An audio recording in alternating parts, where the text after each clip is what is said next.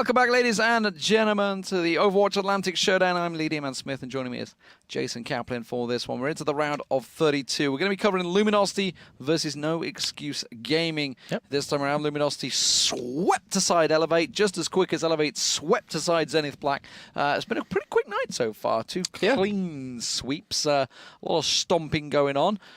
Are we going to see the same in this one? I'm thinking maybe Luminosity proved that they are not to be reckoned with, really, didn't they, on the Elevate game? Yeah, so I was talking to some of the European pro players today, and Mendoka Sai is playing on FaZe currently, who's actually playing in the tournament now. And they were saying that, you know, it's easier to qualify for this in North America into the playoffs because North America might have the best teams in the world, like Envious, Cloud9, Luminosity, but they don't have as many good teams as Europe has. They have the very top tier, and then there's a big fall-off. Yeah, there's a big fall-off. And I think there's going to be a little bit of time needed for other teams to catch up. But in Europe, you have so many top teams or so many good teams, contenders that can, you know, compete with these guys that you're going to see a lot more of these close games for the majority of this one. And since we've gone so quick throughout the entire day, we will be doing another round of 32 game after this. We won't be following Luminosity into next round. And then we'll have a round of 16 match at the end of the day to close out our first day of North America qualifiers. Yeah, very quick stuff. We're into Kings Row, ladies and gentlemen. It is the round of 32 first map. The loser will choose the second map. Of course, we just finished watching Luminosity. All they had to do is close out the first point. But this time around, they are going to be starting on defense. Let's see if they can hold against No Excuse Gaming. All right, let's drop in a game and let's see the rosters for both these teams. Over on the side of Luminosity, you know them well. Seagull, Gods, Pooks, Milo, Indust, and Enigma. Over the side of No Excuse Gaming, we've got John playing Reinhardt. We've got Fox on Lucio. VFX currently on Soldier. Turok on Pharah. Spirit Feet, I like that name, on Roadhog. And Pizzle, not Puzzle, not Dizzle, Pizzle on Mercy. Lots of pumping up the volume. They're boosting Pooks, get some turrets set up quick. They'll go back to switch out. And then we're going on to the Roadhog. Seagull will be once again back on Junkrat as he was in the previous matchup. Expect to see Gods going across to Soldier 76. There we go. Milo will go on to Reinhardt and Indust, of course, onto Mercy. So standard setup for Luminosity as we just saw in a moment ago. I'm just wondering whether we're going to see the same sort of thing from No Excuse Gaming. As you mentioned, John's going to be on Reinhardt, wrecking the room at the moment. Fox are going to be sitting on Luminosity. Sitting on Luminosity? Lucio.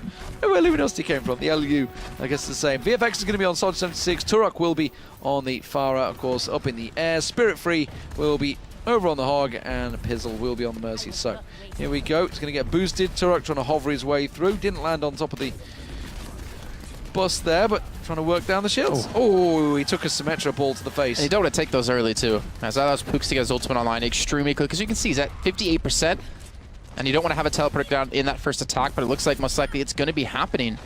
And with Luminosity running Indust on... that's Turok dead. Yeah. With Indust on Mercy, he's not going to have his revive up in the initial push. So it's going to be a big detriment to No Excuse Gaming. They're going to need Turok back up and running. Need to dodge away from as many of these balls as they possibly can. But Pooks is going to have ultimate in just a few seconds. Did that just hit the Reinhardt? I think that went through John, didn't it? It looked like it did. VFX is going to try and go up on high. He's trying to deal with Gods, but Gods is boosted by Indust in that top right. But VFX has got himself in the back lines. Maybe he can see if he can flank around. Is he going to go up around the stairs? Yes, he will. So could make some good moves. He can just shift run across as well if he wants to jump into the side section and maybe challenge out Gods. But Gods, you can see he's getting peeking across, getting a good view of this, so he knows exactly what's going on. Turok, meanwhile, back in the air around the statue, trying to push on Seagull, who's in the room in the hotel there. Yeah, he's just keeping them zoned out from that position too by constantly spamming those left clicks and those grenades. Pooks, he's still waiting to put his teleporter down. Indus does have that revive. Milo's not really being pressured. His shield is relatively healthy considering he's sitting out in the open for a good amount of time. But I think Spirit Feet actually flanked around towards the left. He's actually behind them going on towards upper ground. There's actually two people. VFX is going to be there as well. So this is really dangerous for a No Excuse that they can't push in through the front. And just like that, they lost to two flankers. They're weak on the front lines. And there should be another hold. Yeah, God's just holding steady. Oh, he's got his eye on Pizzle. Pizzle's going to try and get away. Gets caught by the Earth Shatter. Milo's unfortunately going to have to run straight past because obviously the Mercy was already down. A successful hold once again. Turok will have his barrage available in the next attack. along with Fox's sound barrier. So that might give him a bit of a chance here. Also, Pizzle's big resurrect will be available. So let's see if they can mount a successful charge, unlike Elevate could do. There's not really much to stop Turok from using his barrage. I mean, there's still a lot. It's Gods on Soldier. That's nothing you can scoff at. You have Enigma on Roadhog to pull him out of the air. It's still going to be hard to get it off, but he doesn't have to worry about a Pharah or a Widowmaker or a Hans on the enemy team, or even a McCree to do too much work to him. But it's pretty much up to him to hit a good barrage. The problem is that Luminosity is so spread out. To kill the right targets is so difficult, and he might kill himself there. No, he turns around just in time. Just got the single kill. It was, of course, on the side, but unfortunately the rest of his team were wiped out, so not a successful kill. Seagull is continuing to rack up the kill feed. I keep noticing it. They just keep getting caught out by this Junkrat spam. Yeah, he was initially really well known for his Junkrat too. When he first started playing this game, everyone wanted to see it, but Junkrat wasn't necessarily viable in the beginning of the meta. But now it's in a position on certain maps where you can really use him on the defense. Really good putting those trap downs, especially when you're a Reinhardt. You're not focused on the ground. You're focused on where the enemies are. You can walk straight into a trap, and from there, they can punish you. Tried to pop the grenades up onto Farah up on high and ended up getting the rebound in his face, but luckily he doesn't do too much team damage. It's not so punishing as it could be. Turok continuing to try and get that rocket spam down. Not really doing a great deal. This time around, he's going to find Gods in the top section. Is it going to be enough? Yes, rocket to the face. Now he's got around the back. Can he get Indus down? No, Indus manages to get around the side there. He has got these Symmetra support as well. And Symmetra continues to put those big balls down. There's the Resurrect coming through. Let's spin across to VFX. He's going to work down. Gets himself the kill on Indus, but he's going to get batted away by Milo.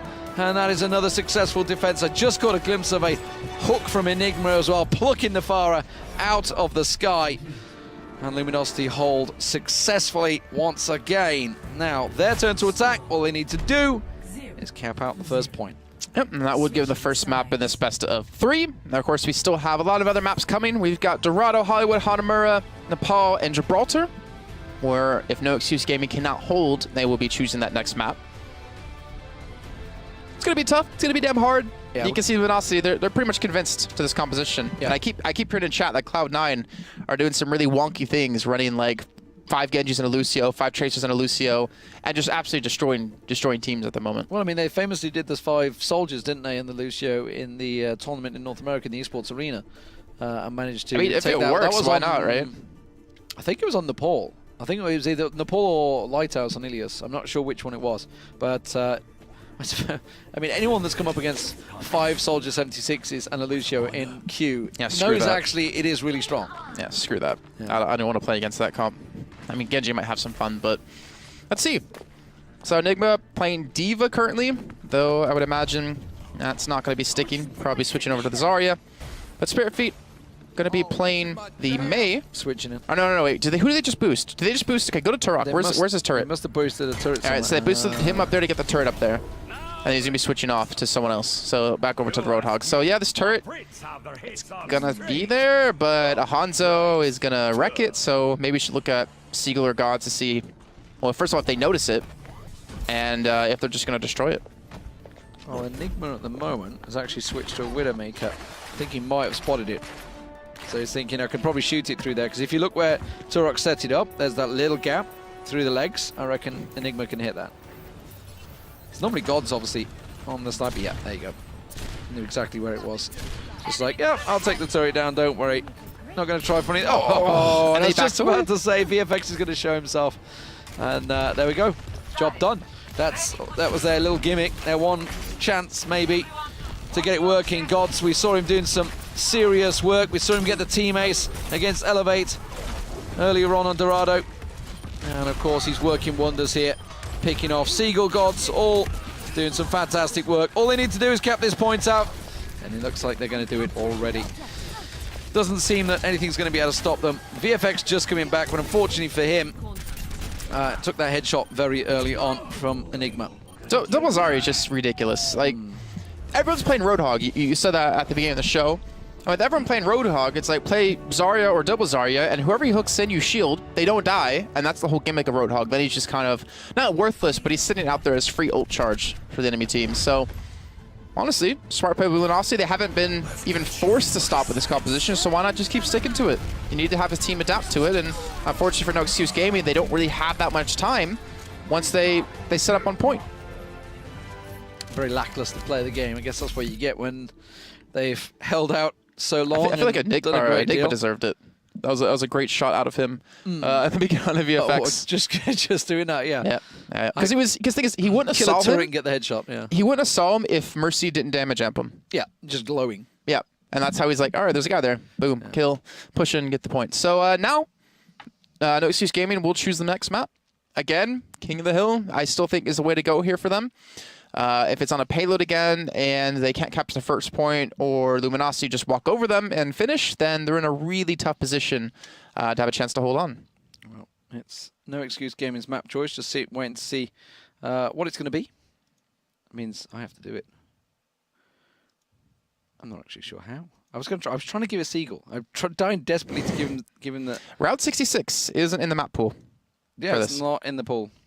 Not in map pool. Okay, good to know teams read the rules and the map pool coming into this. But to be fair, probably some teams signed up last minute when they saw it in the actual client that you can sign up and play for North America. But if you guys are wondering, this is just the first of 4 qualifiers. If you're just joining us, make sure to follow the Twitch channel because we do any Overwatch casting, whether it's the qualifiers, whether it's the final qualifiers, or it's going to be the actual event at Gamescom on the 20th and 21st. It's going to be here on this channel.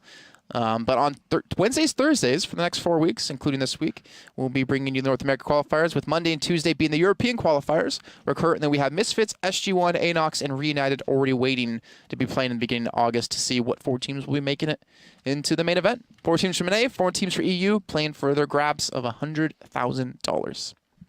Okay, both teams are ready. Sorry, guys. I'm not ignoring Jason. I'm amateur. Cool. Actually, I'm running the game. People see how you act to me now, finally. Yeah, I'm just like...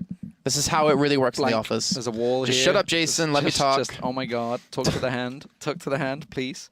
Yeah, no. So we're into Hollywood, ladies and gentlemen. That was No Excuse Gaming's choice. I nearly called them Northern Excuse Gaming. It's mixing up with Northern Gaming Blue, Northern Gaming Red, etc., etc. Okay, well, they couldn't take Kings Row. Honestly, I would say Kings Row is probably easier to take than Hollywood in the opening section. We'll see what they're going to do here. We are going to have Pooks once again. Looks like he's going to be running the Symmetra. Seagulls on May, so we'll see whether this is going to be some wall boosting going on here with Enigma as well on Torbjorn. Whether he's going to be sticking into interesting sections. Mino is just going to boost them out here and then run back and go get his Reinhardt. So the Lucio work. Seagull's just going to go straight up their faces. No, he isn't. Okay, I thought he was just going to sit and wall it right in their face. So where's he going to go? Okay, he's going back. So he boosted someone. Ah, there we go. He boosted Enigma. Enigma's put the turret on the side. The cheese is real. He doesn't need to be boosted to get there, though. I don't know why. He could run around, but it's just quicker, I guess. I think Seagull legitimately wants to play May, and he's tilting me so hard if he does it. Thank God. No. Thank God. He'd already ran back. Actually, did he boost Pooks? Can we freak him on point if there's any like really sneaky turrets? There is a couple around there, but there's nothing fancy. Did you like try to boost her up like a short person versus tall to grab something out of a top cabinet? Yeah, up there to the right, top to the right. Go back to the left. No, back up right there. Ah, yes. There you go. Okay, tried a few sneaky You can't ones. melee it as a Reinhardt, so you have to hope for someone else on the team, I guess, is to take it. Anyways, BFX. Should be able to deal with that. Yeah. It's getting boosted by Pizzle. I'm not going to have a problem at all. He's just going to remake it anyways towards the back. There's no reason to not put it up aggressive in the beginning to get some damage in, and then just put it new to go. Is he really just going to sit and ride the elevator? I'm a turret, boys! I'm a turret! I'm a Torbjorn turret. Okay, Enigma has set himself up a new turret up there as well, so trying to distract him. Junkrat for Seagull once again. As you mentioned, not going to stick with that. May did take a fire strike to the face, so he's going to bounce those grenades straight off the back wall into the backside of John there on Reinhardt. So not going to be too ideal. Turok got picked off at the back there. That was a squishy Tracer trying to sneak on through, and Seagull managed to get the kill. To be fair though, we're seeing Zenyatta for the first time in an insane amount of games in competitive play. He's got 150 HP. He's not one-shottable by Widow, unless it's in the head now, but he can still be really squishy. However, his Discord orb is ridiculous, so if you can actually survive with Zenyatta somehow, you can do a lot of work with them. The Transcendence is really good as well to push in. Thing is, they're lacking a speed boost to push in towards the actual point, which is honestly something a lot of teams really need to have a successful attack. Because the whole idea is you're going to overwhelm the enemy team. You're not going to let them get comfortable. You're going to swarm them and force them to react in a way that maybe they wouldn't if you walked in. It's not really having much success here, though. That's the problem there. Keep trying to work around. The shield keeps getting smashed down there, just working it down. He's getting the Discord orb down. Got a little bit of damage onto Milo there, but that's about it. Maybe trying to pick off Pooks around the side here. Maybe he does. Pooks goes down. Turok managed to get the kill on him. Now the rest of the team going to push in. Let's spin across to VFX. Oh, that's not, because he's just been killed. Commentator's curse there. Gods is in trouble on there. He's going to have to use the Transcendence to keep himself alive. They use every defensive res or support ultimate there to actually push for this point, and Pooks somehow gets a kill on a Flux. Once he was already killed with just a turret alone, Pizzle is not able to keep VFX alive once he did res him, and now he's basically stuck on the point straight in between Gods and a turret, and he will fall. Minute 40 left to go, and Luminosity looking good to take this in 2. Turok, you're on your own, mate. That's not going to work out for you. Not at all. You cannot take down the entire Luminosity. Or Gods, maybe. Gods is camping out. Oh, and he goes straight into the face of Pooks. That was the orb that actually took him out. Okay. Well, we have a minute. As you mentioned, they used pretty much everything. They're not going to have their ults in this attack, so they have to try and store them up. Maybe even just get one big chance. VFX getting picked off. This is the problem. Gods is riding this elevator up and down.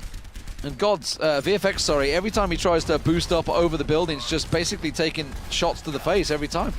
He's trying to knock him off, and he finally has been able to. I'm not sure where the elevator's on the low or on the high ground, but it doesn't matter because Seagulls picks up a kill on Turok yet again. The second time that Turok's died to just a stray grenade out of Seagull. Even using the Riptire just to chase him down, just to buy a little bit more time. But I'm not really going to actually push up into this. There's no reason for them to. Didn't get anything from it. Just trying to force them out, just delayed time. Now 30 seconds. God's got the ultimate. Molten Core available for Enigma. Indus got his ult. Still no teleport place from Pooks. They're just using him as almost a slowdown. But here we go. I'm going to keep in God's point of view because he has the high ground. Oh, wow. Fox just gets wrecked from the Lucio. Didn't even have a chance to do anything. Just ran into sight. And that's pretty much Zerg one-on-one. Inpuzzle comes in. Inpuzzle, making up names for him. Puzzle and Indus. They're the two. But this is just working brilliantly well, as kind of expected. Finally, the Pulse Bomb gets himself one kill, but instantly reacted to by Indust.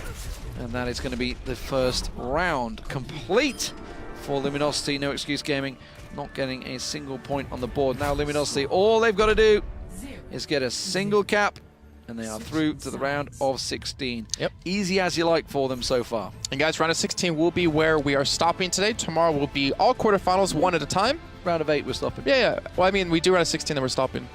That's what I mean. But thank you. No. So yeah, we'll be doing that last round, and then from that, tomorrow will be each quarterfinal, one at a time. No overlapping between games, and that way we cover everything. And the winner of those games, the best of 5s, will be through into the regional final qualifier in the beginning of August. It's just a hovering car. Waiting for the spawn. Okay. On Goldshire Way. Goldshire. That's like World of Warcraft, man. I think. Yeah. I don't know. I didn't play Alliance. I always say Shire because in the UK we have Warwickshire, okay, yeah. Northamptonshire, Leicestershire. But it is the Shires. Leicestershire? Yeah, I call it Leicestershire. Leicestershire, yeah. Okay. Not Leicestershire. We don't. For some reason, I don't know why we don't pronounce it that way. I'm just different way you guys pronounce sounds than America. Yeah, Warwickshire. In Australia. Yeah, very strange. But anyway, the English language, it's always a wonderful thing. But let's talk about the actual comms, because this is something Luminosity have been running all night. It is the double Hanzo, double Zaya's, and then, of course, paired with the double support of a Mercy and Lucio. And it's worked magnificently well. Yeah. They haven't really come up against anything to stop them so far, so I'm interested to see whether they try it tomorrow, should they reach the round of 8, which I suspect they will, to see whether they continue with this method. Maybe it's the method they've decided on. And there's no need. All the thing is, they don't need to show anything else. They haven't been challenged, so there's no need for them to actually change anything.